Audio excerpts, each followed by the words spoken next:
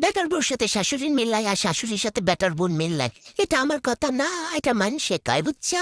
আর এদিকে দেখো আমার শাশুড়ির কাণ্ড, আমার জন্য কি মজার মজার রান্না করছে।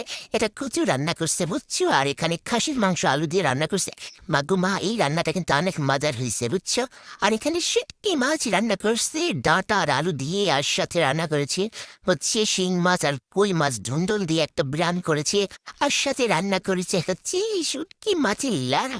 মাগো মা, এটা সাথে রান্না করছে, সেই মজা হয়েছে সেই। বুঝছো, আমার শাশুড়ির গুণগানের কথা কইয়া তোমাদের কাছে আর কি বলবো। খুব সুন্দর রান্না বান্না করে বুঝছো, অনেক মজার মজার। তো তোমরা যদি একবার আমার শাশুড়ি আম্মার এই মজার মজার খাবার খাও, তাহলে কিন্তু তোমরা বারবার খাওয়ার জন্য চলে আসবা। এর জন্য তোমাদের আসার কোনো দরকার নাই। আমার জন্য রান্না করেছে বুঝছো, এগুলো আমারই খেতে হবে। এখন আমি এই মজার মজার রান্না খাবো। তোমাদের শাশুড়ি আম্মাকে তোমাদেরকে এত মজার মজার রান্না করে খাওয়াই বলে তো? যদি খাওয়াই একটু কমেন্টে জানিও বুঝছো। এখন আমি দেখো খুব সুন্দর সাজিয়ে গুছিয়ে খেতে বসে গেছি। এখন আমি খাই, টাটা।